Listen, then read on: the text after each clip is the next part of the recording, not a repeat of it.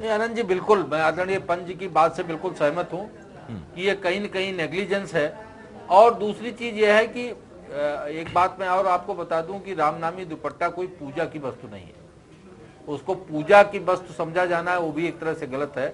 जी। और जैसा दिव्या गिरी जी ने, आदरणीय दिव्या गिरी जी ने कहा कि वो जिस तरह से उससे वो उतारा गया वो भी एक बहुत ही अभद्र तरीका था। जी। और एएसआई को जो भी सुरक्षा कर्मी वहां लगते हैं, कायदे की बात तो यह है कि उनको इस बात की ट्रेनिंग होनी चाहिए। सुरक्षा कर्मी है वो अपनी जगह पे ठीक है, सुरक्षा की जिम्मेदारी है, लेकिन एक वो जैसा स्थान है उसके अनुकूल वहां जिस तरह से पर्यटक आते हैं, देश विदेश के आते हैं, तो उनको भी इस तरह की एहतियात बरतने के लिए कहा जाना चाहिए कि सुरक्षा की दृष्टि से तो जो आवश्यक है वो तो करना उनकी जिम्मेदारी है। और जहां तक उत्तर प्रदेश सरकार का सवाल है, उत्तर प्रदेश में बिना भेदभाव की सरकार है। और आपने देखा होगा कि दादरी में अभी जब कुछ अफ्रीकी नागरिकों के साथ कुछ एक घटना घटी थी, आदरणीय मुख्यमंत्री जी ने एक बहुत स्पष्ट दिशा निर्देश होम गृह मंत्रालय को दिया था और कि किसी भी जो भी पर्यटक आते हैं उत्तर प्रदेश में, कोई भी विदेशी नागरिक आता है,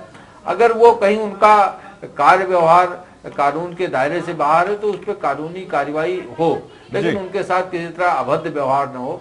तो ये सरकार इस सब चीजों के विरुद्ध बहुत संवेदनशील है।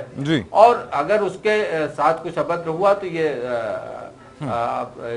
गलत है और ऐसा व्यवहार नहीं होना चाहिए था। निश्चित रूप से संवेदनशील है और जो भी सुरक्षा में कर्मचारी हैं उनको इस बात को संज्ञान होना चाहिए कि जो लोग भी वहां आ रहे हैं उनके साथ एक शालीन व्यवहार हो।